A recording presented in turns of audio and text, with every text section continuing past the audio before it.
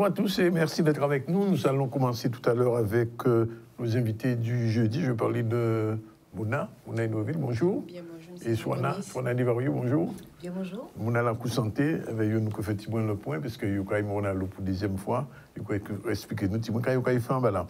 Nathalie Chevon, qui est directrice de la Chambre régionale de l'économie sociale et solidaire, sera aussi avec nous avec Mathias Chalère, qui est coordinateur du dispositif régional de l'accompagnement des structures d'insertion par l'activité économique. Demain, il y a une réunion, enfin une rencontre. Demain, ça se fait au Gosier, au Palais des Sports. Nathalie Jacobico, notre avocate du jeudi, sera là. C'est à vous mettre. On parlera aujourd'hui de l'obligation de secours entre époux et prestations compensatoires.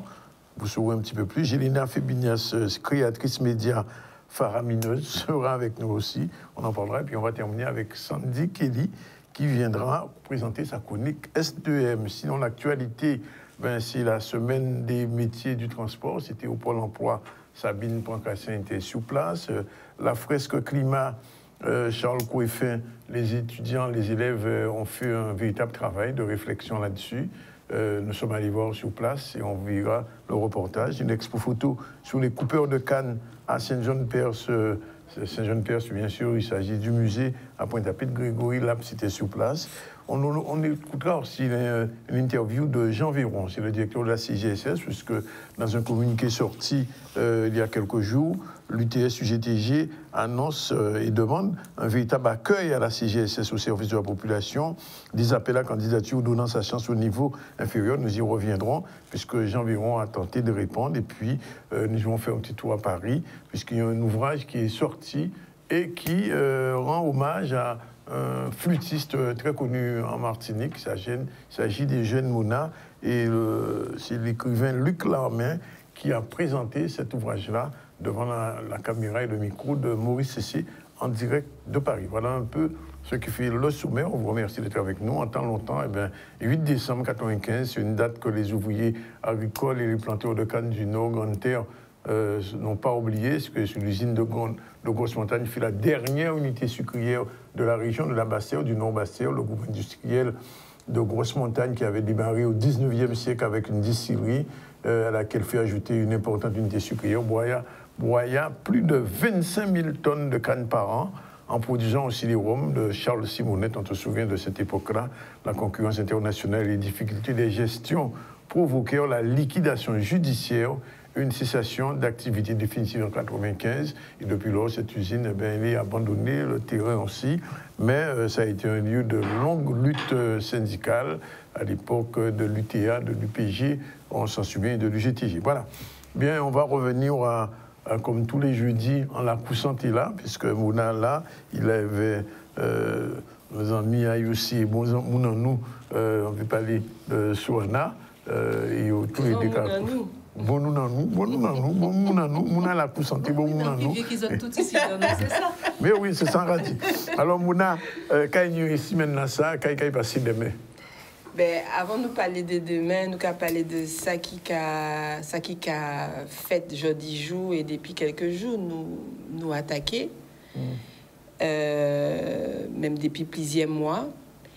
Ça a fait l'année, les soignants et donc la Guadeloupe en bouleverse d'avoir l'État français qui a empêché nous soigner Guadeloupéens, soigner population Guadeloupe.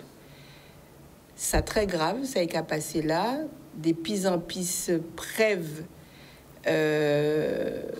non seulement médicales, scientifiques et juridiques, qu'a sorti pour dire que loi là, ça, c'est une loi qui évidemment inhumaine.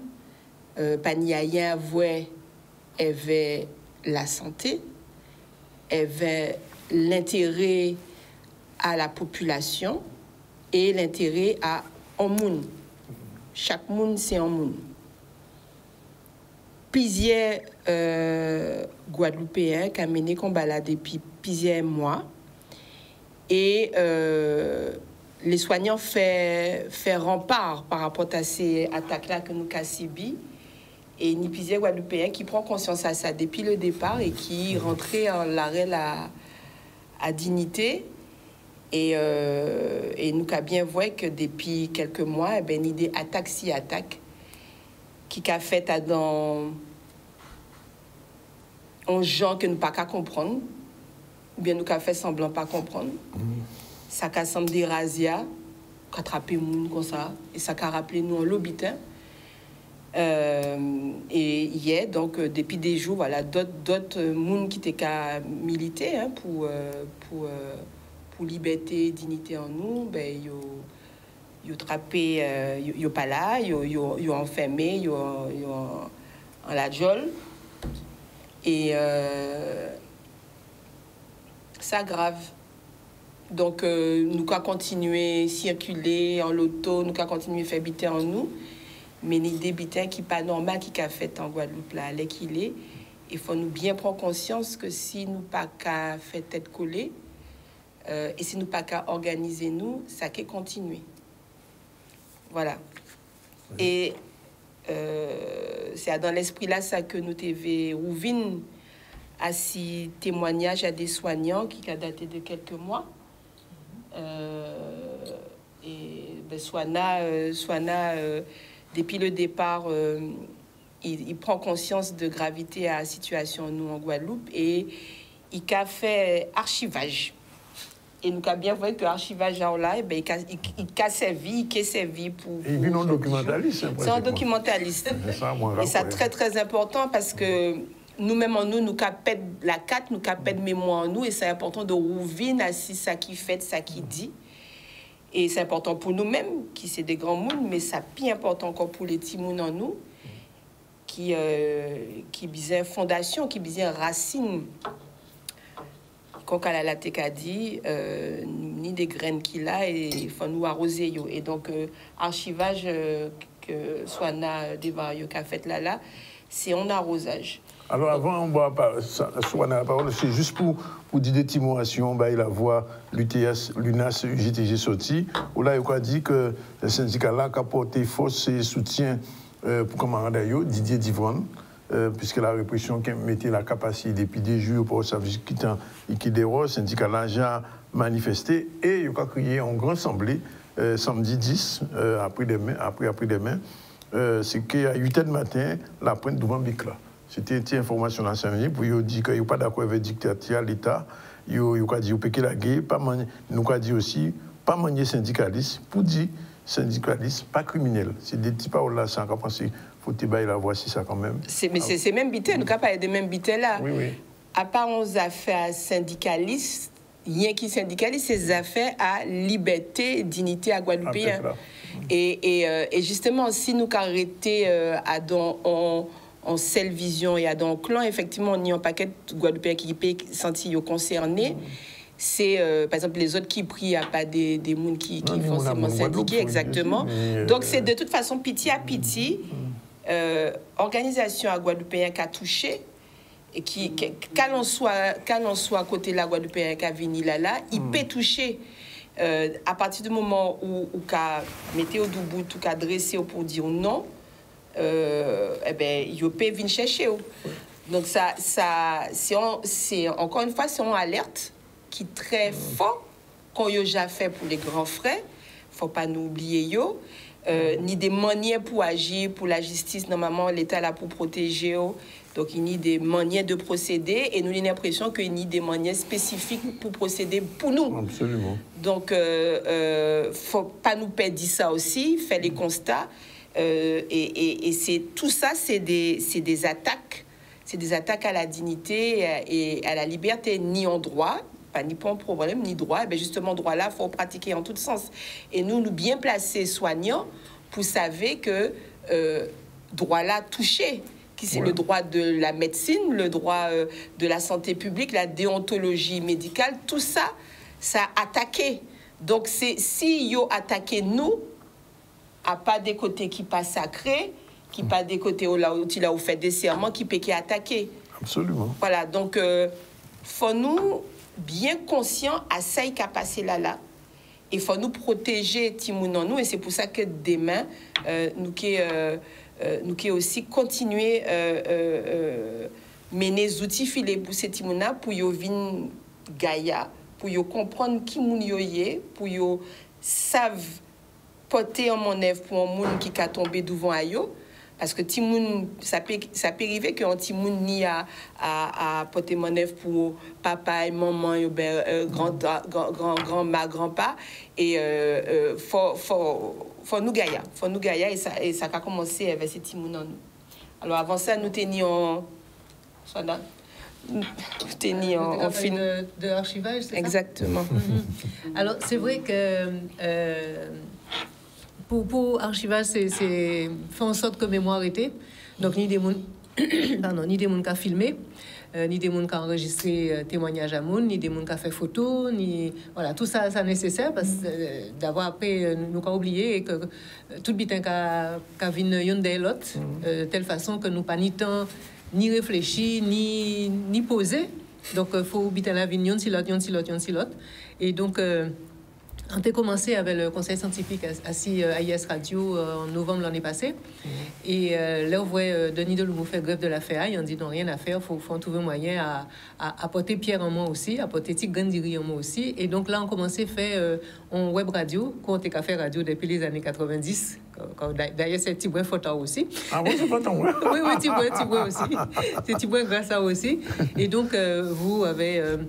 Freddy Marshall et tout là, mais on va se manger. Et donc, on commençait à faire radio. Là, c'est web radio. Il y a si Internet.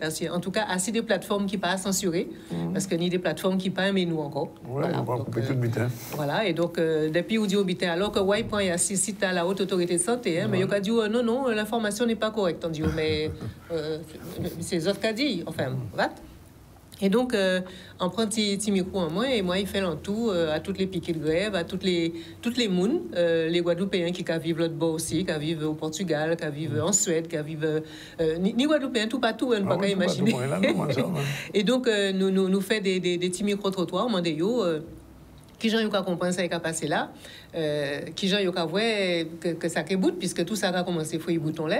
Donc nous t'ai qu'à poser des questions et c'est le préalable que moi personnellement comme c'est bitin moi qui était moi qui fait un genre en décidé que faut pas ces monde là dire moi ailleurs ou laisser deviner qui position à yo par rapport à qui là.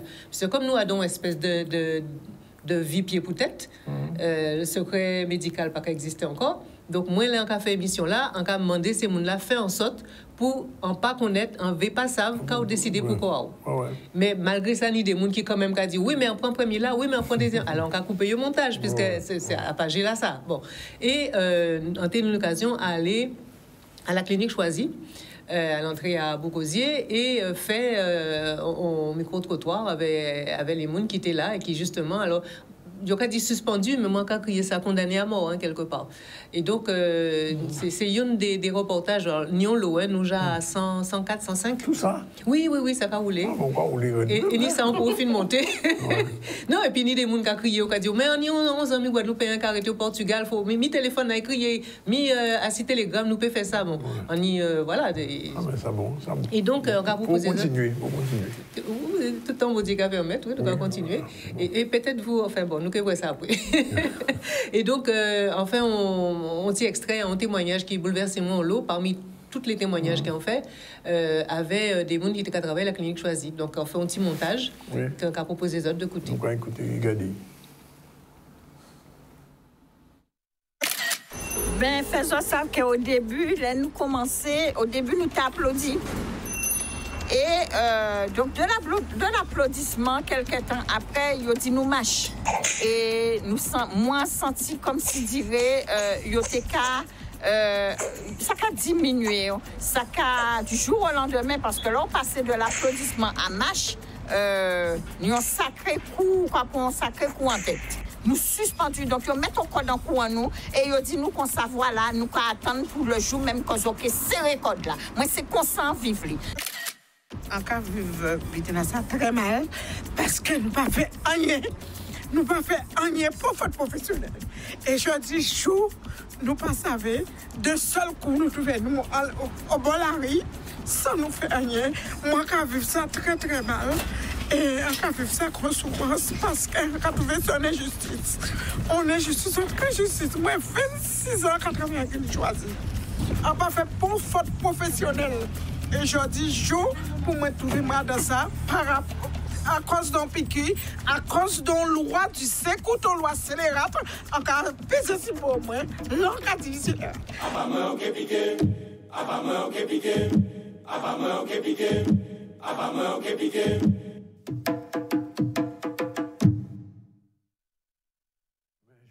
Effectivement, je crois ouvert. Non, ça bon, ça bon.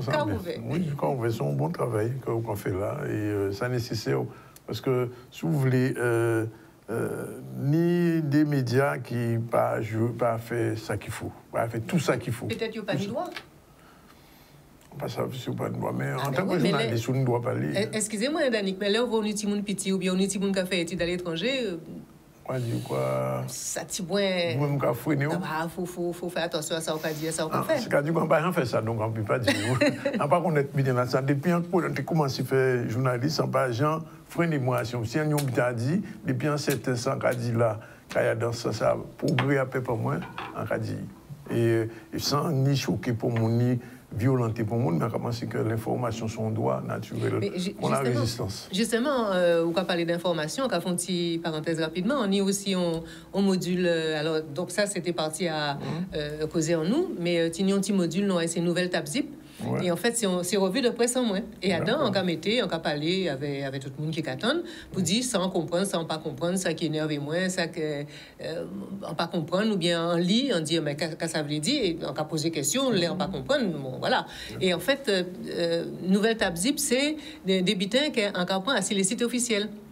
C'est-à-dire, c'est Libération, c'est le Conseil de l'Ordre des médecins, c'est la Haute Autorité de Santé, c'est le ministère de la Santé. C'est là qu'on prend information, c'est assez Vidal. Donc, c'est bon, information au départ. Normalement. Oui, c'est information à eux-mêmes. Voilà, et ni des vidéos qui censurées, qui disparaissent à YouTube, etc. Et on leur demande, mais d'accord, mais pourquoi? Il dit, moi, en bas des informations scientifiques qui ne sont pas correctes. On dit, ben, très content. Dis-moi, quand on dit qu'il n'est pas bon, pour un peu rectifier, parce que quand même, les gens qui ont écouté, il faut y donner des bonnes informations. Ça fait des mois qu'on attend pour ça. Oui, non. Donc, non, mais c'est pour dire que, pas parce qu'on a dit un bitin qui sourçait, que ça peut passer effectivement pour une vérité pour eux. C'est eux-mêmes. Ça a confirmé que nous attaquons. La liberté attaquée. Ah oui, mais donc, il y a attaqué en numérique, ni vu ni connu, mais il y a attaqué physiquement. Et on a l'impression que tout droit est bafoué. Donc, la vie à Guadeloupe en particulier, puisque nous en Guadeloupe en danger, non seulement par rapport à des attaques naturelles que nous pouvons subir, mais également par des attaques physiques volontaires et pour déstabiliser et intimider les gens et faire une paix. Ouais. Voilà, et là où on a attrapé la pérésité, c'est comme ça aussi maladie cavine, donc c'est un cercle vicieux. Mais tout ça a montré bien que dans le processus de colonisation, c'est une grande maladie. C'est une maladie qui atteint non seulement les gens qui sont toujours colonisés, mais les gens qui sont colonisés depuis des années. Et nous avons une grande maladie. Donc, nous, faut nous, ça c'est diagnostic là, et faut nous... Il faut trouver un piqui pour maladie là. Faut trouver, en passant si c'est un piqui, en passant si c'est par inhalation, si c'est par piqûre, par comprimé, ou si c'est manier à distance, mais en tout cas, faut nous trouver en solution. J'allais pour nous trouver en solution, et nous avons pensé que ça nous a fait petit à petit depuis le mouvement là ça a commencé. À voir la population pour bailler l'information plus près, non seulement si l'actualité, si ça nous a vivre réellement, mais en plus de ça, si la santé, c'est un moyen de gagner en autonomie. C'est important. Dans cette on a dit, la vie force la santé. C'est-à-dire que c'est indissociable. On ne peut pas ni la vie si on ne peut pas ni la santé. On ne peut pas ni force si on pas ni la santé. Donc, c'est exactement, on ne peut pas mener combat si nous pas ni la santé. Donc, c'est important que Timoun en nous, en tout cas, lever comme ça. Et c'est pour ça que nous avons demain, on a à 6 plages à Archimède, qui est très symbolique, comme par hasard, parce que j'ai Archimède, bien entendu, c'est un monde alien, mais en plus de ça, c'est un grand femme. C'est un monde alien. Il n'y passe pas au monde alien. Ah, il n'y passe pas. Nous, ce visa, nous n'y c'est surtout un grand genre de femme nègre collègue qui était d'Ubud et qui première avocate inscrite au barreau, c'est lui qui crée, c'est une femme politique communiste et en forme qui crée l'union des femmes, voilà, exactement. Donc peut-être que nous qui prenons force à 6 plagiats Archimède demain pour cette immunité. À partir de Névet. Et nous avons des classes primaires qui sont là le matin et l'après-midi. Alors, nous suivons un programme d'éducation à la santé. Nous avons fait des mises en situation. La mairie Mornalo et le CECASCA qui nous avaient plaisir pour nous faire ça. Kenimo Marie-Gustave qui est parlé de Rimed Razier alentour en case, ni en maison. En maison, oui, maison citoyenne, maison éco-citoyenne, en tout cas en case qui est en forme de, enfin c'est en conteneur, mais il y a aménagé, qui a 6 places là, puisque Mornalo c'est choisi comme ville pour raviver les bourgs des communes. Et puis nous qui avons conférence Pamela Aubertan qui est avec nous l'après-midi et qui est parlé de l'autonomie alimentaire, 6 bateaux par entrée. En qui Jean nous qui fait, et ça c'est un sujet que Dr Henri Joseph laissé bon nous, et j'ai abordé plusieurs fois, et nous avons continué, c'est en transmission qui a fait. Et puis bien entendu, nous avons une démonstration avec cette Timouna, nous toujours dans le même thème là, parce que chaque monde savent sauver un monde, et cette Timouna doivent faire ça. Là, un monde qui a tombé blip, qui a nous fait. Donc il y a des instructeurs qui sont des collègues en nous, qui sont infirmiers, anesthésistes retraités, qui cabattent tant à yo et science à yo pour montrer en qui gens pour réanimer en monde là qui a tombé bib devant. Donc ça a tombé bien parce que c'est Timouna yo évalué demain parce que yo attrapé quelques informations ainsi ça. Tout le monde invité, grand monde, petit monde des mêmes événements. On t'avait posé une question parce que l'autre jour, en France, à Paris, il y a dans la rue, on voit un fibrillateur d'euros là. Donc ça veut dire que sont des instruments qu'on peut mettre d'euros à disposition à monde. C'est même obligatoire dans certains lieux publics, normalement. Justement, ça coûte métro là. Oui, c'est important. Parce que... on dit, ah tiens, mais oui. Et ça n'est pas ni assez par rapport à nombre... à arrêt cardiaque qui a augmenté des jours en jour pratiquement, et par rapport à les projections que yo-même a fait pour Pita, faut tenir des défibrillateurs piscotés. Et ça simple d'utilisation. Normalement, dans par exemple, les gymnases fournissent ça. Dans les centres commerciaux fournissent ça. Mais c'est vrai que le monde pas ça, vous la saillez. Donc, fournir en éducation.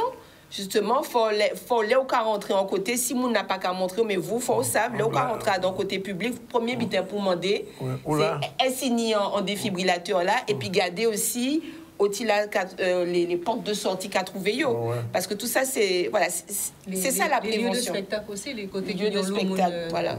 C'est ça, on nous prend devant avant devant prendre nous. Donc c'est comment se protéger nous, c'est ça aussi, c'est quimber les réflexes de survie. Pour les bitins là qui arrivent, pour pas au prix. Donc, alors justement, nous faisons une petite capsule séjour qui a ouvert numéro 106. Oui. On tient bien, 106. On là justement pour les gens qui peut-être raté bitin là ou peut-être pas venir demain à Mornalo pour expliquer justement le monde tombé blip. C'est M. Dorville qui explique nous exactement ce qu'on fait. Nous avons regardé. Là, c'est le lancement à demain. C'est là. Oui. C'est là.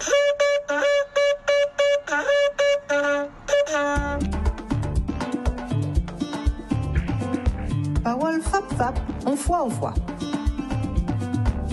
Messieurs et dames, Timoun, Grand Moun, Moun Incident, Moun Mornalo. Vendredi 9 décembre 2022, la Cour Santé en mouvement, Kavin Voisot, Mornalo. Vin fait la Cour Santé Azot. Depuis 9h du matin, vous avez trouvé toute qualité soins et conseils santé pour corps et pour l'esprit. Et nous qui profiter pour dire qu'à vous en fait, là où vous voyez, on monde tomber blip tout vos autres. Côté 6 de soie, qu'il t'y guéri bobo, j'ai sa 9 de soie avec artiste azote. Vin fait la Cour Santé Azote, place Gertier Archimède, vendredi 9 décembre 2022, depuis 9h du matin jusqu'à 9h de soir, place Gertier Archimède, avec CCAS Mornalo et la mairie Mornalo. C'est comme ça nous arrêter Gaïa.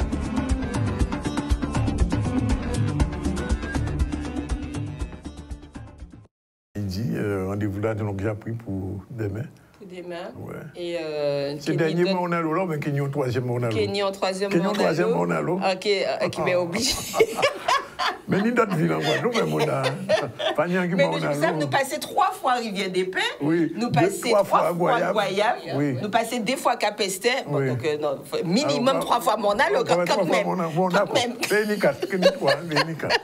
Donc, ouais, c'est en fonction du besoin, mais en tout cas, là, nous bien accueillis, nous arrêtés et la population content. La population content pour nous. Non, mais il y a besoin de ça. Et, parce que oui, il y a besoin de parler, il y a besoin qu'il y ait aussi des informations que il y a patini et il y a besoin de rassurer parce que c'est ça le problème là, c'est que faut pas la pérésité envahir nous.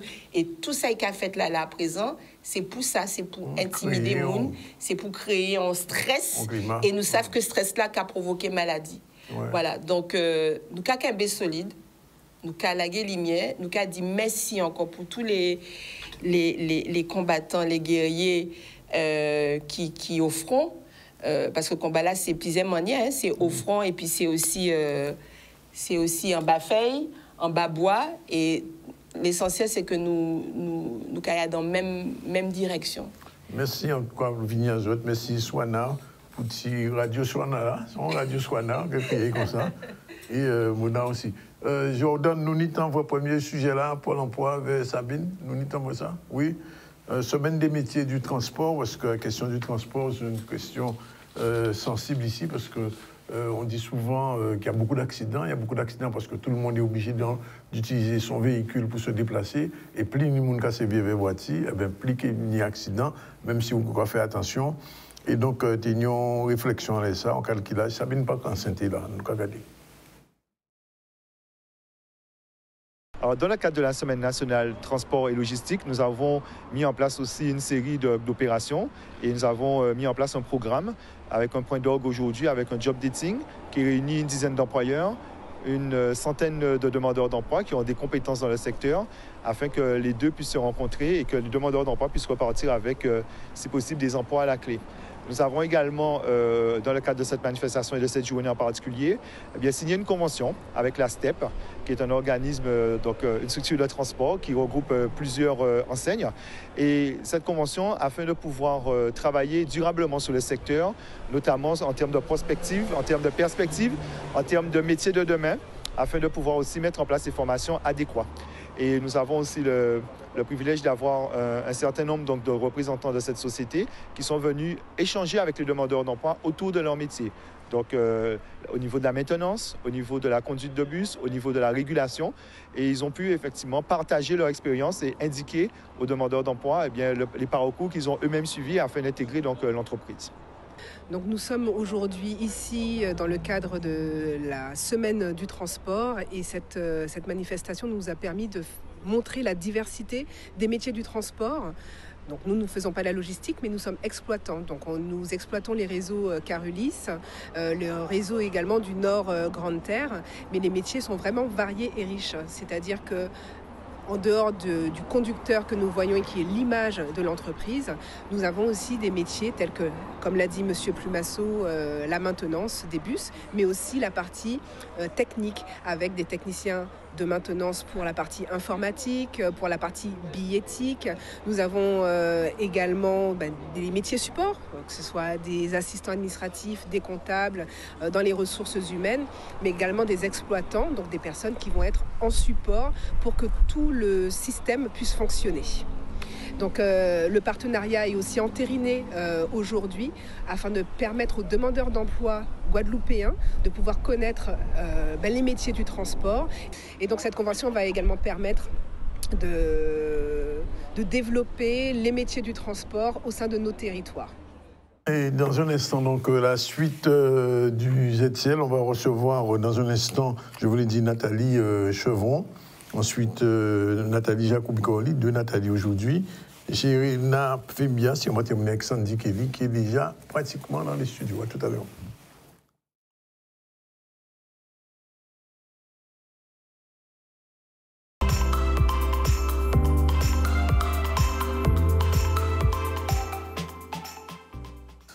Voilà, on retourne sur le plateau. Les deux Nathalie sont là. Nathalie Chevron, bonjour. Bonjour. Et Nathalie Jacoubi-Kourali, bonjour. Et bien sûr, il y a monsieur Mathias Chaleur, bonjour. Bonjour. On parlera tout à l'heure de la crèche, on parlera aussi du couple. Mais avant, on revient un petit peu à l'actualité. L'actualité, c'est cette fresque climat que les élèves du lycée Kouefin ont imaginé, ont fait eux-mêmes. Ils ont une conscience de la nécessité de parler de transition climatique, puisque vous savez qu'aujourd'hui, le dérèglement, c'est à l'ordre du jour et les jeunes ont intérêt à s'employer, à réfléchir sur ce projet. Michel Depape était hier au lycée Kouefin, on regarde un peu le reportage. Nous sommes au lycée Charles Kouefin à Bemao, Triancel, et nous sommes là aujourd'hui pour réaliser, du moins les élèves vont réaliser un atelier de la fresque du climat. Parce que demain aura lieu la journée mondiale du climat et c'est l'occasion de rappeler que le changement climatique a déjà commencé, les effets sont déjà perceptibles et que tout un chacun, nous devons comprendre ses effets, ses conséquences et surtout s'attacher à identifier les causes pour pouvoir agir et agir au bon endroit et au mieux. Nous sommes ici, tous ensemble, pour pouvoir faire une fresque du climat, pour la présenter demain, pour la journée internationale du climat, pour les autres élèves du lycée, pour les sensibiliser sur le changement climatique et ses conséquences sur la planète, sur nous et sur notre nature en général. Ce sont des ateliers ludiques pour nous permettre d'apprendre. Donc on coopère, on fait des activités. Là, on travaille sur des cartes avec des causes et des conséquences pour voir quelles causes entraînent quelles conséquences sur notre planète et ce qu'on pourrait y faire pour y pallier après. Voilà, on va parler de la crèche puisque le salon de l'ESS se fait ce week-end, samedi exactement, on parlait des sports du Gosier. C'est la raison pour laquelle la directrice de la crèche est revenue nous voir. Bonjour Nathalie. Bonjour Danick, bonjour à vos téléspectatrices et téléspectateurs. Tu as dû bien nous manquer. Alors, il faut d'abord rappeler rapidement, avant de présenter M. Tchaler, quelles sont les actions même de la crèche, parce que quelquefois c'est toujours nécessaire de le dire, et en quoi la crèche est nécessaire, quelles sont ses missions. Alors, donc déjà, pour rappeler l'économie sociale et solidaire, donc l'ESS, c'est une façon d'entreprendre autrement.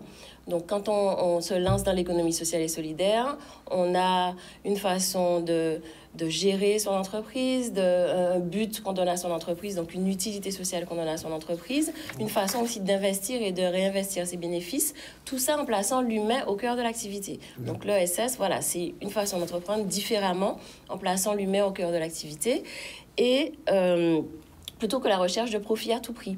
Et il faut savoir en fait que c'est un pan de notre économie qui regroupe différentes structures. Hein. Alors je ne sais pas si vous vous en rappelez, Danick, des structures qui font partie de l'ESS. Oui. Je recherche dans ma mémoire. Alors, les associations, oui, les assos, voilà, les mutuelles, les fondations, les coopératives et les entreprises sociales. Et donc, en fait, nous CRES avons pour mission de représenter ces structures, de les accompagner, également de promouvoir l'économie sociale et solidaire sur le territoire. Et, voilà. Oui. Un petit mot encore le plus, non? Alors, et j'allais rajouter effectivement que sur cette mission d'accompagnement et aussi d'observation de l'économie sociale et solidaire qu'exerce la CRES, nous travaillons en collaboration avec différents opérateurs, dont le DRAE-CIAE qui nous accompagne aujourd'hui. Alors, monsieur Mathias Chaleur, bonjour. Vous êtes directeur de coordonnateur du dispositif régional de l'accompagnement des structures d'insertion pour l'activité économique. On dit plus rapidement le DRAE-CIAE, mais enfin, il fallait quand même donner le sigle. Alors, qu'est-ce que c'est exactement? Alors, le DRAE-CIAE, c'est un dispositif public financé par l'État, le département et la région qui vise à accompagner toutes les structures d'insertion du territoire qui sont inscrites dans l'insertion par l'activité économique, à savoir qu'elles accompagnent des personnes, des demandeurs d'emploi de longue durée essentiellement, à être accompagnées pendant 2 ans lors d'un parcours dont l'objet est de leur apporter un salaire et du coup un accès aux droits communs. Voilà. Et dans le cadre du DRAE-CIAE, nous accompagnons ces structures sur leur vie associative, sur leur vie d'entreprise pour répondre à leurs problématiques qu'elles rencontrent au quotidien. Voilà. Et puis puis après, nous sommes aussi financés dans le cadre de la formation. Nous faisons beaucoup de formations à destination donc, des salariés permanents de ces structures. Et enfin, nous travaillons sur tout ce qui est animation territoriale pour faire vivre ce secteur sur le territoire. Donc faire vivre l'insertion par l'activité économique, créer des opportunités d'emploi, créer des opportunités de développement économique pour ces structures, de telle sorte à ce qu'elles se renforcent sur le territoire et qu'elles absorbent de plus en plus de demandeurs d'emploi de longue durée. En fait, vous agissez pour le territoire et sur le territoire. C'est ça, tout à fait. Voilà. Alors, Nathalie, c'est vrai que chaque année, il y a le mois, le CES, qui se termine pratiquement ce week-end. Alors, quel est le bilan de ce mois de l'ESS? Alors, encore comme l'année dernière, effectivement, c'est tout le mois de novembre, hein, une édition riche. Alors, normalement, on a des images pour illustrer un peu ce mois. Donc, avec une diversité de manifestations. Donc, à la fois des journées portes ouvertes dans des structures associatives sur toute la Guadeloupe. Donc, il y a eu Vieux Habitants, Sainte-Rose, Marie-Galante, des ateliers de sensibilisation à l'ESS, des rendez-vous pour l'emploi, donc avec des partenaires comme la PEC, la région, le département, l'État. Il y a eu également une délégation de sociétés coopératives qui était présente en Guadeloupe et qui parrainait donc un bateau de la route du Rhum. Ah bon? Tout à fait. Donc l'association Les Petits Doudous, donc qui a témoigné justement d'un partenariat qu'elle a avec une entreprise de l'économie classique qui offre de la visibilité à une structure associative dans le cadre de cette édition de la route du Rhum. Donc il y a eu beaucoup d'opportunités. Il y a eu aussi des rendez-vous dédiés sur l'insertion par l'activité économique. Donc un beau bilan avec beaucoup d'actions présentielles. Et ce qu'on peut dire, c'est qu'on a pu toucher plus de 500 personnes avec plus d'une quarantaine d'événements référencés. Alors, c'est vrai que les années précédentes, c'était en distanciel. Ça fait du plaisir de pouvoir retrouver les gens physiquement. Exactement. Et je dirais que tout un chacun a joué le jeu. On l'a vu que ça soit à la fois sur le séminaire, justement, autour de l'insertion par l'activité économique, les rencontres, les job dating, les ateliers autour de l'emploi. Donc, vraiment, les personnes étaient contentes. Alors, il y a quand même eu des événements en distanciel. Maintenant, c'est rentré dans les pratiques. Donc, le côté Zoom ou Teams. Oui, moi, se faire zoomer. Mais juste un petit mot quand même. Les associations comprennent de plus en plus l'intérêt de l'économie sociale et solidaire. Oui, je crois que, en fait, justement, tout ce travail de sensibilisation qu'on mène, qu'on continue à mener, les amène à prendre conscience, justement, qu'elles font partie de l'économie sociale et solidaire, qu'elles sont un pan important de notre économie. Et que, bon, notre président était également sur votre chaîne hier soir. Il soulignait effectivement que l'ESS, c'est aussi l'avenir de la Guadeloupe. C'est déjà le présent, mais c'est aussi une façon pour la Guadeloupe de pouvoir se développer. Et voilà. Alors, comment ça va se passer samedi, le salon? Alors, le salon donc, se tient, comme vous l'avez dit, donc, au Palais des Sports et de la Culture du Gosier, donc de 9h à 17h, donc toute la journée.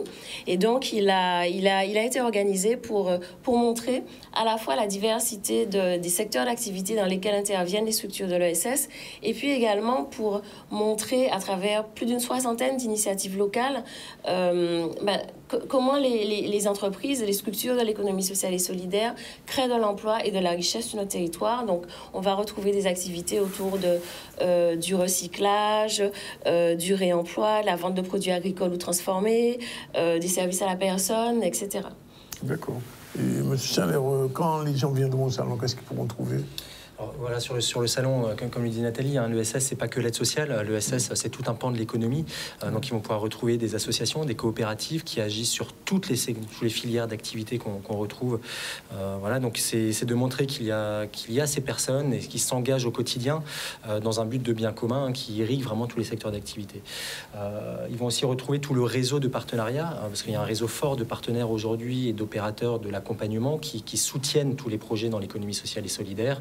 On va retrouver France Active, on va retrouver la BGE, Initiative, voilà, donc vraiment des opérateurs et un écosystème assez fort. Et ensuite, au-delà des exposants, il y aura des animations toute la journée pour les familles, pour les enfants, des murs d'escalade, des jeux d'antan, voilà, du tir à l'arc, enfin voilà, de l'animation sur place vraiment pour occuper les enfants, pour que toutes les personnes puissent venir en famille, de la restauration toute la journée, voilà, pour qu'on puisse y passer un bon moment.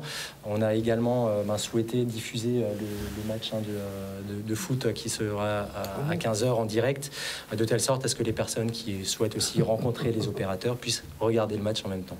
Bon, tout est prévu. Alors, ce que je peux souligner, Mathias, en complément de ce que dit Mathias, même dans l'organisation du salon, on a vraiment tenu à choisir aussi des structures de l'économie sociale et solidaire.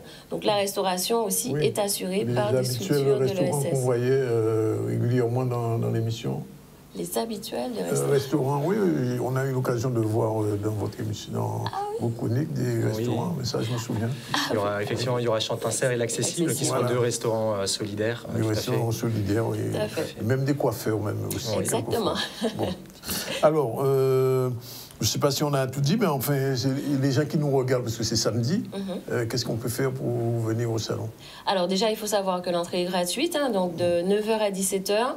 Donc vous allez soit sur le site de la CRES, vous retrouvez le programme complet donc sur le site de la CRES, sur les réseaux sociaux, sur le site du DRA aussi. Donc le programme avec les horaires, où il y a les différences, les temps forts du salon. Et puis je vais terminer en rappelant aussi que c'est un salon qui est organisé grâce au soutien donc, de l'État, de la région, du département, de la CARL, du Fonds social européen, qui soutiennent aussi la Chambre régionale. Et du ZCL aussi. Voilà. Merci en tout cas à vous deux d'être venus. On donne donc rendez-vous samedi à partir de 9h15. 9h15. Bon. Ok, c'est dit. On va quitter le domaine de l'économie sociale et solidaire, on va prendre celui de la famille et on va tout de suite passer à la chronique. C'est à vous, maître, c'est parti, générique.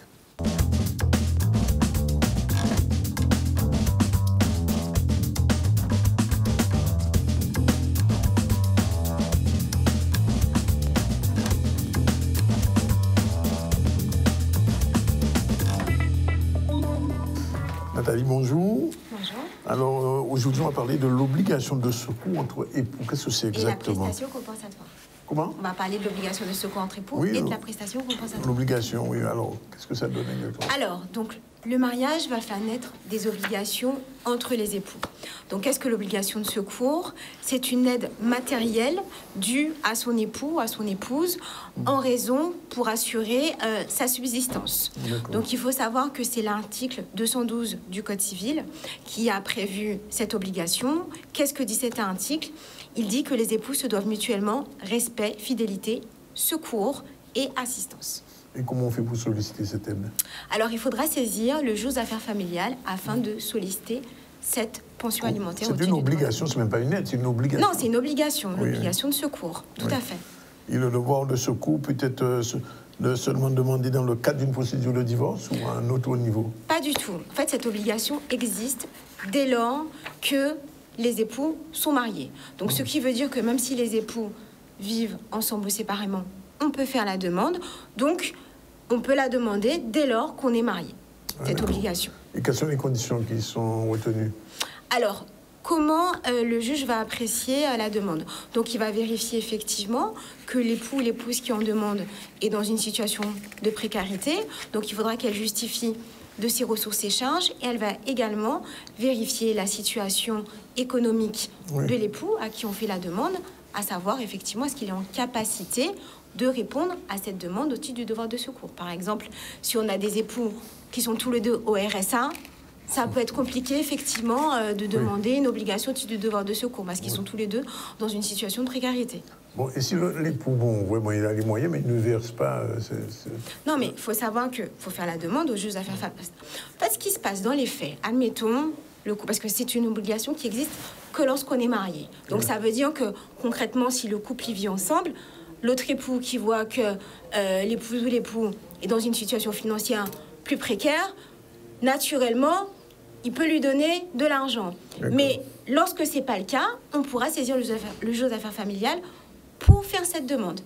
Il faudra justifier effectivement de sa situation financière. Oui. Et il peut être condamné, sanctionné? Alors, à partir du moment où le juge a fixé cette obligation de secours, c'est une obligation dans la mesure où elle est indiquée formellement dans un jugement. Donc, ça veut dire qu'à partir du moment où l'époux ou l'épouse ne verse pas, la pension alimentaire qui sera fixée dans un jugement, à partir du moment où il n'aura pas versé cette pension alimentaire dans un délai de 2 mois, on pourra porter plainte pour le délit d'abandon de famille. Parce que le fait de ne pas justement la verser, ça caractérisera le délit d'abandon de famille. Et que va risquer l'époux ou l'épouse qui n'aura pas versé cette obligation? Il va risquer une peine d'emprisonnement de 2 ans. 2 ans de prison quand même. Et c'est le maximum. Oui, 2 ans et 15 000 euros d'amende. C'est le maximum. Mais ça ne veut pas dire qu'il aurait une peine de 2 ans d'emprisonnement. Oui, c'est le maximum. C'est Mais le alors, maximum. à quel moment cette obligation prend-elle fin? Au moment du divorce. Parce que c'est une obligation qui existe que lorsqu'un couple est marié. Donc elle ne prend fin qu'au moment du divorce. Alors, lorsque les époux sont divorcés et que l'époux créancier est toujours dans le besoin, est-ce qu'il peut demander une aide à son ex-conjoint, puisqu'ils ont divorcé? S'ils ont divorcé et qu'il n'a pas fait cette demande dans le cadre... Donc déjà, s'ils sont divorcés, il ne peut pas faire la demande, parce qu'ils sont divorcés, donc ça veut dire que cette obligation n'existe plus. Oui, oui. Cependant, lorsqu'on divorce, on peut demander une prestation compensatoire. C'est quoi la prestation compensatoire? C'est le déséquilibre financier que crée le divorce pour l'un ou l'autre des époux. Ce qui veut dire que lorsqu'on est marié, il existe l'obligation de secours. Et dans le cadre de la procédure de divorce, c'est un peu en temps, parce que si on la demande après le divorce, c'est trop tard. C'est lorsqu'on divorce qu'on peut faire la demande de prestation compensatoire. Et qui la paie? L'autre époux. Ah, d'accord. Oui. Mais c'est toujours dans le sens de l'époux, c'est jamais le sens. L'époux ou l'épouse. Ah, bon, pardon, d'accord. l'époux. Non, non, j'ai dit l'époux. L'époux ou l'épouse. D'accord. Non, oui. Parce qu'il peut arriver que l'épouse a des revenus beaucoup plus importants que l'époux. Ça arrive très régulièrement. Ça arrive très souvent. Ben oui. Bon, alors, comment est évaluée la prestation compensatoire?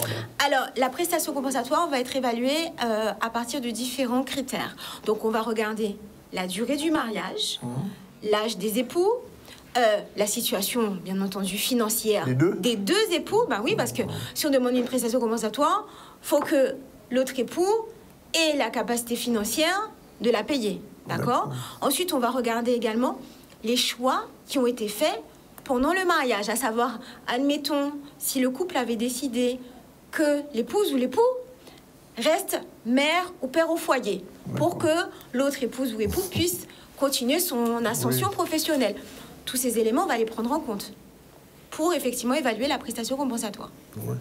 Et comment le juge va exécuter cette décision? Alors, comment ça se passe? Parce qu'il faut savoir que dans le cas d'un divorce, la représentation par avocat est obligatoire. D'accord? Donc, ça veut dire qu'effectivement, c'est l'avocat qui va faire ses calculs pour faire la demande de prestation compensatoire. Il arrive que dans le cadre du divorce, parce qu'il faut savoir que c'est des échanges d'écriture entre avocats, l'autre époux peut dire je suis d'accord sur le montant qui est sollicité. Donc, ça veut dire que si on est d'accord sur le montant, le juge il va se contenter d'homologuer dans son jugement de divorce. Mais si les époux ne sont pas d'accord sur le montant sollicité, c'est le juge qui va trancher. D'accord. Alors, situation un peu particulière aussi, tous les deux sont suspendus. Sont suspendus, c'est-à-dire comme nous soignons. Mais non, mais et ils sont divorcés en même temps. Non, mais ça veut dire que, déjà d'une, quand on va calculer la prestation compensatoire... Parce qu'il est suspendu depuis 1 an et demi, touché. Oui, non, mais ça veut dire que les deux ne touchent rien. Donc ça veut dire que si les deux il ne n'y aura touchent pas de prestation compensatoire. il ne peut pas avoir de prestation compensatoire parce qu'on va regarder la situation de l'époux ou de l'épouse au moment du divorce. Donc si au moment du divorce, tous les deux, ils sont dans une situation de précarité en réalité, il ne peut pas avoir de prestation compensatoire. On s'adresse à l'ARS à ce moment-là. Voilà, merci. Il est déjà 13h24. Un dernier petit point sur l'actualité. On va partir en France, puisque notre correspondant permanent là-bas, Maurice Essé, depuis une semaine maintenant, régulièrement, nous envoie des sujets. Et cette fois-ci, c'est un ouvrage publié par M. Lalmet sur un flûtiste martiniquais très connu, qui a été très apprécié, Eugène Mona. On voit sa présentation. C'est parti pour Paris. Après La Rivière Rouge, La France en perdition, Les ratés de la démocratie, l'auteur martiniquais Luc Lalmet nous revient avec un ouvrage intitulé « Un monsieur est passé ». Ce monsieur n'est autre que Eugène Mona, chanteur et flûtiste martiniquais. Sur les 273 pages du livre, Luc Lalmet ne cesse de mettre en lumière la dimension de l'artiste disparu en 1991. La passion d'Eugène Mona, écrit-il, était certainement alimentée par la volonté de démontrer que la mélodie était universelle. Il était pour moi de rendre hommage aux hommes et aux femmes, bien sûr, qui ont marqué notre tradition. Alors, c'est de là que je me suis penché sur nos artistes des campagnes et je me suis dit, il faut à tout prix rendre hommage à nos artistes des campagnes. C'est pourquoi j'ai pris comme modèle Eugène Monat. Eugène Monat a plus que dépassé l'aspect patrimoine parce que Eugène Monat, en plus de cet patrimoine qu'il a trouvé des anciens, puisqu'il s'est beaucoup référencé aux anciens, il a apporté un plus parce qu'on dit Eugène Monat avait pris le flambeau. Quand on parle de flambeau, on parle surtout un flambeau a besoin d'essence. Et Eugène Monat, grand fin stratège, s'est dit qu'il faut apporter dans cette tradition un plus pour pouvoir l'apporter à l'international. Et c'est de là Eugène Monat a su poétiser ce que nous appelons le bel air chez nous, la musique traditionnelle. Il a su poétiser cette musique. En plus de ça, il a voulu faire connaître la flûte des mornes. La flûte des mornes qui, comme tout le monde le sait, Maxilla a labellisé. Alors donc, quand il a, en dehors de la flûte des mornes, il a aussi mis en avant le tambour. Le tambour, comme tout le monde sait, qui a une très grande signification dans la culture antillaise. Et c'est l'un des premiers à, si on veut parler de... Il y a eu quand même, disons-le, Francisco qui a emmené le tambour dans la tradition, comment je dirais, dans la musique traditionnelle. Sauf que Francisco mettait le tambour derrière les instruments traditionnels. Eugène Monat, lui, quand il est arrivé, il a dit le tambour doit être devant. On partage Daniel Diaz et Maurice Cessé. On a vu, c'est un ouvrage sorti donc à la mémoire de Eugène Monat. Eugène Monat qui a été un grand flûtiste martiniquais et son œuvre encore retentit dans nos oreilles. Tout de suite, la deuxième pause. On se retrouve tout à l'heure avec Sandy.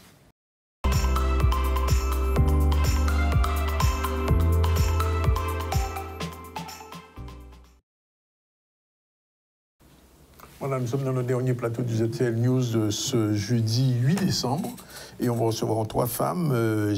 Gélina Fébidias, bonjour. Bonjour, David. Elle est créatrice média et faramineuse, elle va expliquer ce que c'est tout à l'heure. Et puis on aura tout à l'heure la chronique de Sandy Kelly, la chronique STM, elle est accompagnée de Madame Véronique Lanfoy. Bonjour. Bonjour. Tout va bien? Très bien. Très bien. Et Sandy, il y a du changement dans l'air? Oui, j'avoue, le sujet du jour m'a inspiré. Ah bon, expliquez-moi voilà. le sujet du jour. Bon, on va y revenir. Alors, Gélina, merci d'être là. On ne te voit pas assez souvent, mais enfin, on est content de te recevoir. Oui. Alors, qu'est-ce que c'est qu'une faramineuse? Alors, bonjour Yannick, c'est vrai qu'on ne s'est pas vu depuis un moment. Et Faramineuse, donc, c'est un média que j'ai créé il y a un peu plus de 2 ans maintenant, qui est un média dédié aux femmes rondes, décidées. Alors, décidées à changer, décidées à s'accepter et décidées tout simplement à s'aimer. Donc, du coup, je fais un travail de valorisation de toutes ces femmes qui sont un petit peu, on va être honnête, mises un peu à l'écart, notamment. Elles sont mises à l'écart, vraiment? Oui, un petit peu quand même. C'est-à-dire qu'on a cette double influence dans notre culture où on est un petit peu influencé par le culte de la naisseur à la française, mais on aime quand même, on va pas se mentir chez nous, les femmes bien en chair. Les femmes confortables. Sauf qu'on est quand même dans un idéal qui est plutôt utopiste, où on veut une femme qui a des formes, mais pas trop. C'est-à-dire que voilà, il faut que ce soit placé aux endroits dits stratégiques, donc les hanches, la poitrine, voilà. Mais c'est vrai que quand, par exemple, pas que, mais c'est vrai qu'effectivement, quand c'est pas forcément placé là où on s'attend ou là où on aimerait, ces femmes-là, il y a une réelle souffrance qui est cachée. Oui. Et donc, du coup, c'est vrai que mon média permet de donner à ces femmes-là l'opportunité de parler, de témoigner, de trouver des adresses de boutiques, de trouver des spécialistes qui pourraient les aider.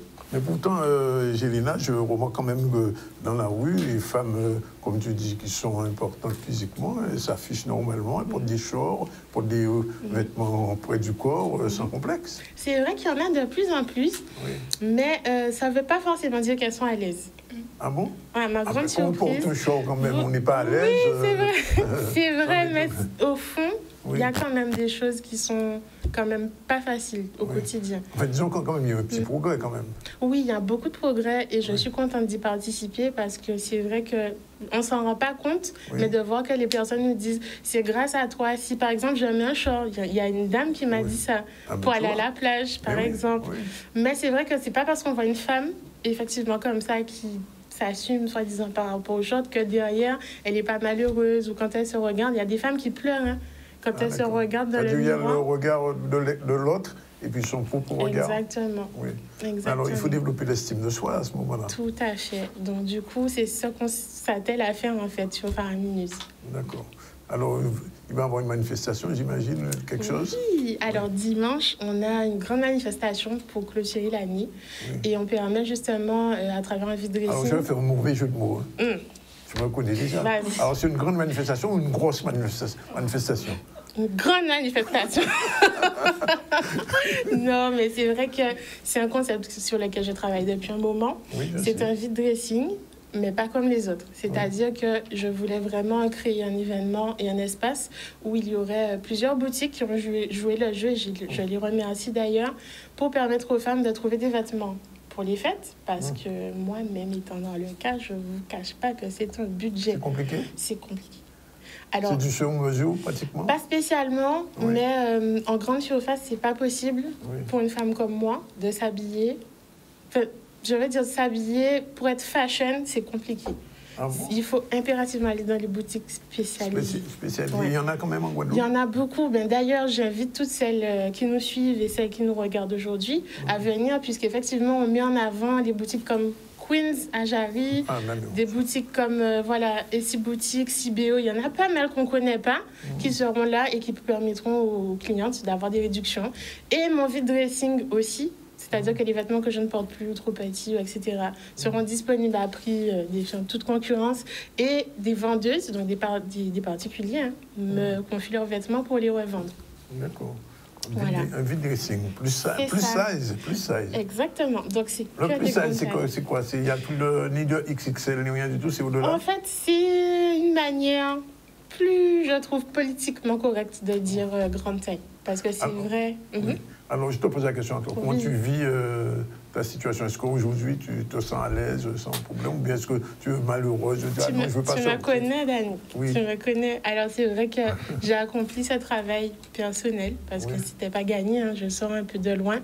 Et c'est un combat de tous les jours. Parce qu'on ne va pas se le cacher, être en surpoids et avoir de l'obésité au quotidien, ça implique ce que ça implique, c'est pas drôle tous les jours. Mais ce travail, dès qu'on le fait sur soi-même, tout va bien. Mais il faut le faire. Et il faut un boost. Et je suis contente d'être le boost de certaines personnes. Voilà. Juste une dernière chose. Autrefois, il y avait ce qu'on appelait des concours de Miss, je ne sais pas quoi. Oui, Miss Ronde. Miss Ronde, ça existe toujours? Ça existe toujours, oui. D'ailleurs, je salue la Miss Ronde Guadeloupe 2022, Priscilla Nagou, qui est vraiment une fille extraordinaire et qui partira pour Miss Ronde France. Ah bon? Oui. Mais oui, il y a plein de choses qui se font. Tu n'es pas encore à la Miss Ronde? Non, c'est pas dans mes projets. C'est pas dans tes projets? Je préfère accompagner, mettre en valeur les autres. Il y a un site sur lequel on peut trouver le Faraminus Magazine? Oui, alors nous sommes sur Instagram. Principalement. Et ce dimanche, les tickets sont... Enfin, on peut les acheter sur WizEvent. Donc, le lien est sur la bio de la page Instagram. Faraminus, donc P-H-A-R-A-M-I-N-E-U-S-E-S. Et voilà. En tout cas, l'affiche est belle et les femmes qui sont là sont très belles aussi. Hein. Oui. Ça donne envie. Bon, ben, on prend mot. Pas de problème. On espère te revoir plus souvent. Et j'espère te voir dimanche. J'espère te voir dimanche aussi. Ah ben, je ferai le possible pour être là. T'inquiète. Pas de problème. Bye bye. Merci. Bye, merci. Allez, on se tourne vers Sandy maintenant avec Madame Véronique Lanfoy. Madame Lanfoy, je pose la question comme ça. Comment ça s'appelle comme ça? On vient dans un pays chaud, ça fait quoi? Mais ça fait qu'on sait pourquoi on est là. D'accord. Bien, alors Sandy, explique-nous un peu, présente ton invité. Alors on va voir le générique quand même. Hein. Très bien. Oui, on ne peut pas démarrer sans un générique quand même.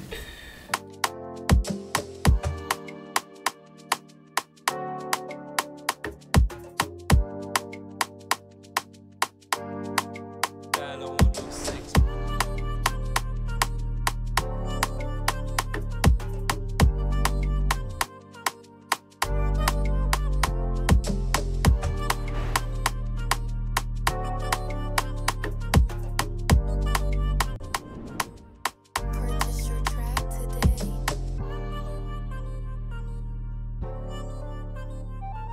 Rosandi, tu allais nous présenter ton invité, Madame Véronique Lanfoy. Oui, effectivement. Danick, aujourd'hui, la chronique est dédiée à la rubrique beauté, bien-être, et je reçois Madame Véronique Lanfoy, qui est chef d'entreprise. C'est une distributrice d'une grande marque de maquillage connue, mais c'est également une grande passionnée des gens.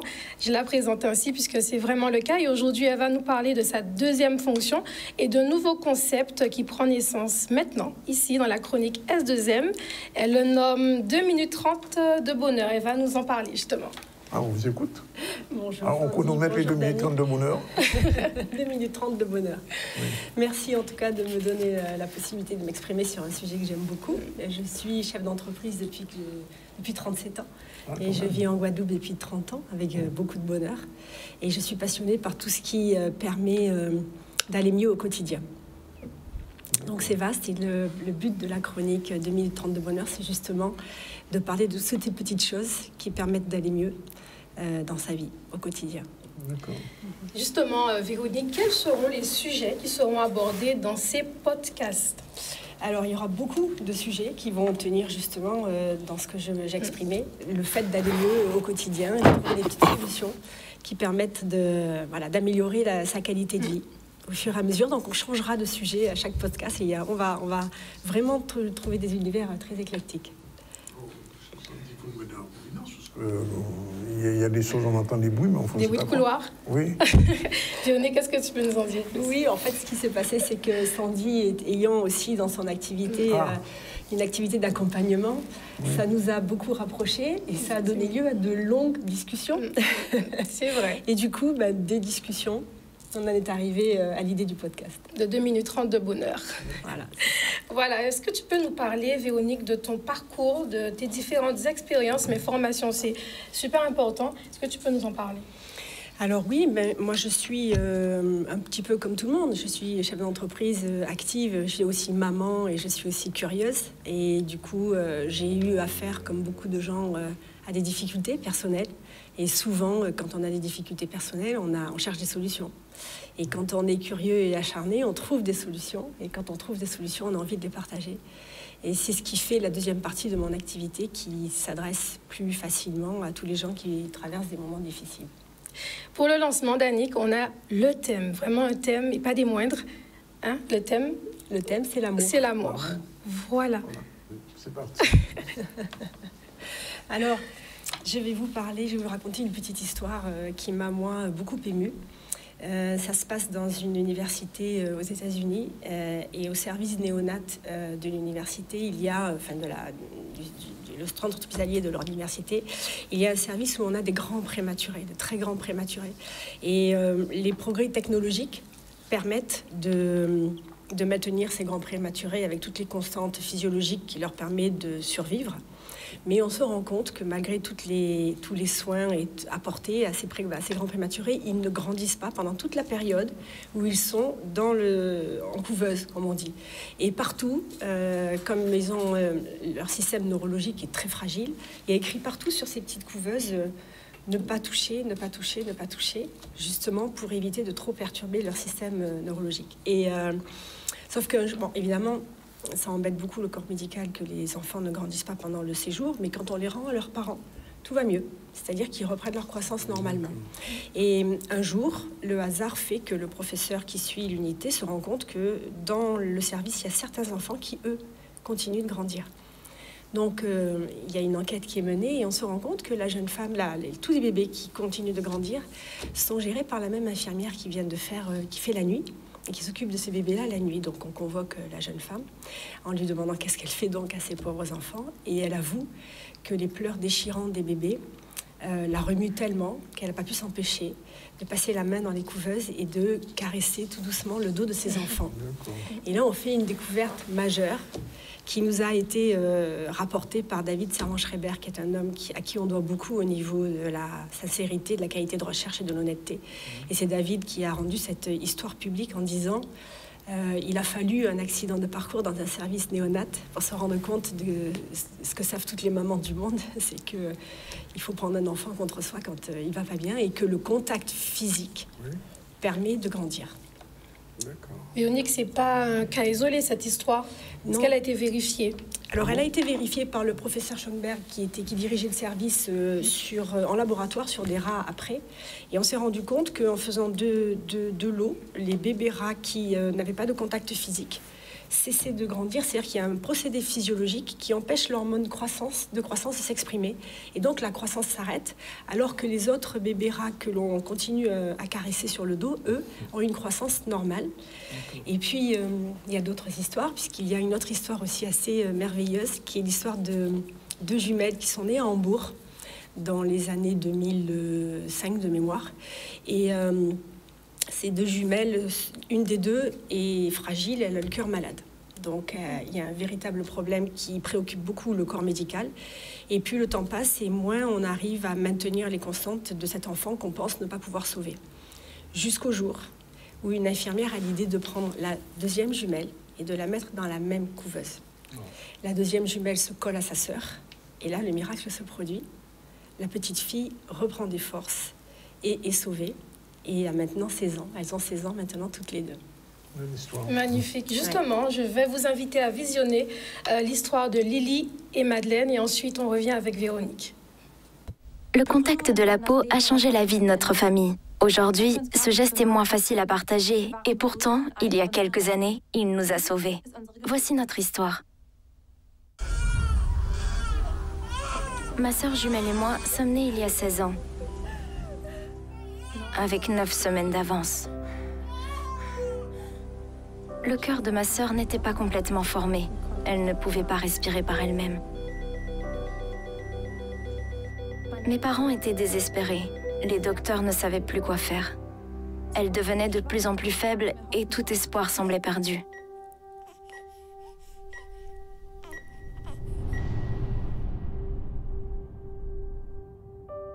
Puis, un jour, une infirmière a eu l'idée de mettre ma sœur à côté de moi dans la couveuse. Même si je n'en ai aucun souvenir, on m'a dit que je l'ai tenue et touchée. À partir de ce moment-là, elle a repris des forces.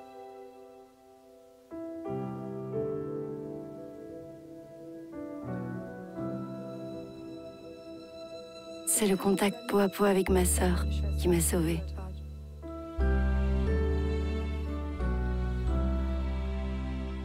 Le contact humain est essentiel.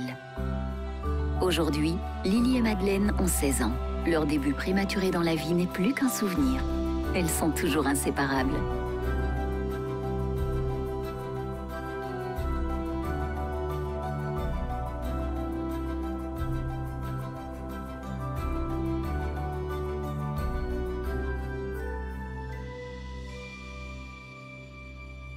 Le contact de la peau m'a sauvé la vie.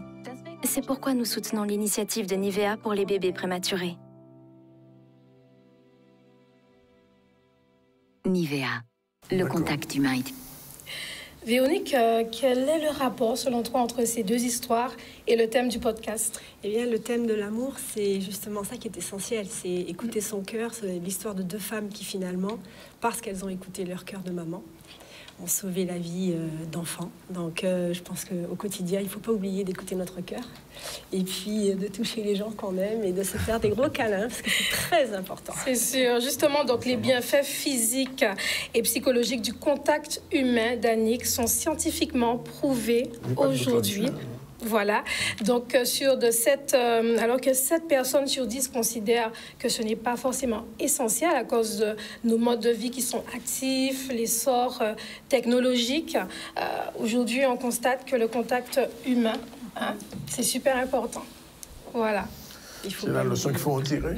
C'est ça, il ne faut pas l'oublier. On est capable de vivre loin les uns des autres en étant extrêmement connectés, et je pense que ça a des bienfaits, mais l'essentiel, c'est quand même le contact humain. Toutes les mamans le savent. Un enfant qui pleure, qu'est-ce qu'on fait? On le prend contre soi.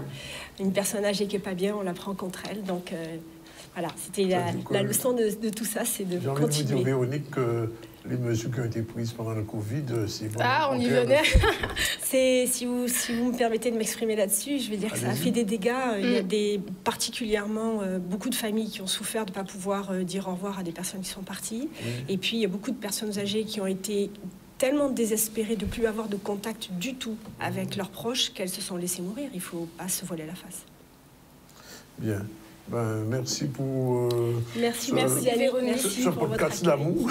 Voilà le début d'une longue série. Alors Véronique, est-ce qu'on peut avoir tes coordonnées ou alors un lien? Bien sûr, alors on peut commencer à suivre l'aventure sur la page Facebook qui s'appelle santé-naturelle.me, puisque c'est la santé naturelle de chacun, donc santé-naturelle.me, page Facebook qui va ensuite se continuer sur un site et un blog qui sont en cours de réalisation. Donc on va avancer et on va se raconter beaucoup de choses. Okay. Super, en tout cas, merci. On vous remercie. Merci beaucoup de votre accueil. On se donne rendez-vous jeudi prochain.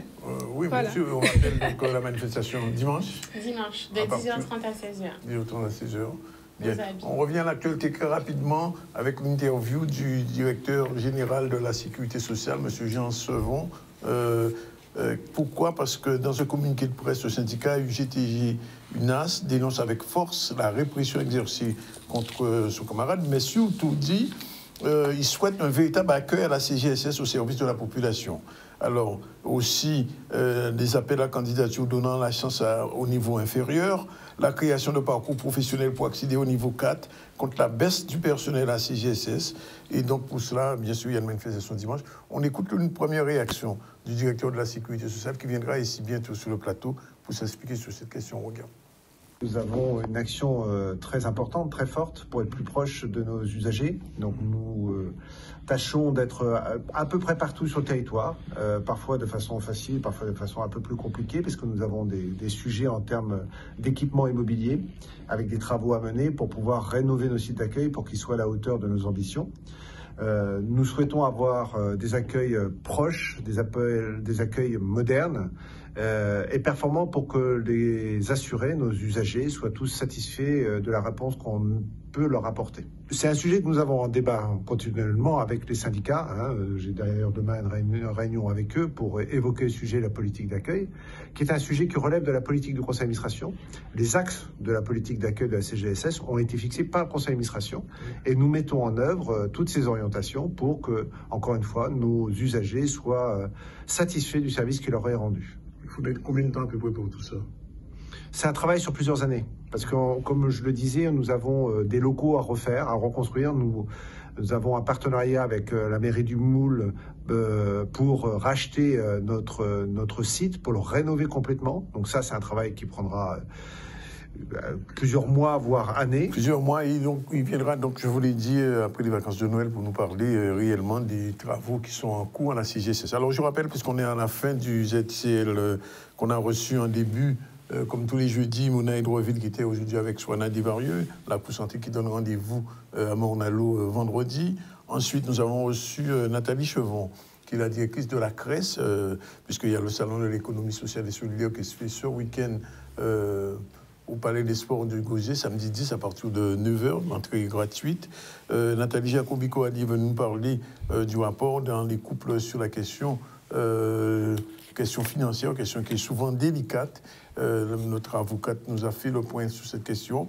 Et puis, on a pratiquement terminé avec Gélina Féminias, qui est encore là, créatrice média et des familles faramineuses, il faut que je ne rate pas le mot, et qui donne rendez-vous pour ce vide dressing plus sage dimanche 11 au gîte du domaine de Carlan, c'est bien ça, aux Abîmes, c'est dans les hauteurs des Abîmes, exactement, on connaît le lieu.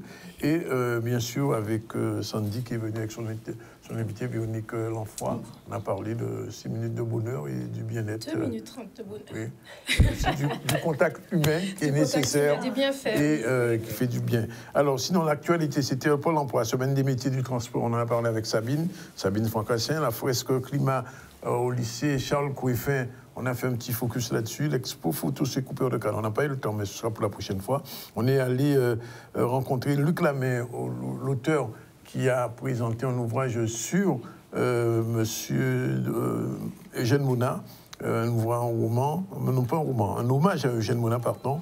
Et puis un petit focus avec le directeur de la CGSS, Jean Viron, qui nous a dit les efforts qu'il fait, qui seront faits en tout cas à la CGSS pour mieux accueillir les personnels. Je vous l'ai dit, on va le recevoir bientôt ici en direct. On a l'occasion de revenir sur la question. La réalisation était assurée par Jordan. Le temps m'entend, Jordan, on a le temps de le regarder rapidos, non? Oui? Oui, de temps en temps, c'était pour annoncer qu'aujourd'hui, c'était... c'est le 8 décembre, et en 8 décembre 1995, il y a une grosse usine, l'usine de Grosse Montagne, qui était la dernière unité sucrière du Nord-Bastère, qui a été fermée. Et depuis lors, cette région, un petit peu, j'ai envie de dire, en déhérence, puisque beaucoup de dizaines de familles de travailleurs dans la Canne travaillaient cette usine qui appartenait à Charles Simonette. Voilà, c'est fini pour aujourd'hui. On se prend rendez-vous pour demain à la même heure, à partir de 12h30. On remercie toutes ces femmes, merci Gélina, merci Sandy, on remercie aussi Véronique, et puis tous les gens qui nous regardent en Guadeloupe, en Martinique, en France. Et jusqu'à la Réunion, allez, ça y est, c'est fini pour aujourd'hui, on ferme la porte.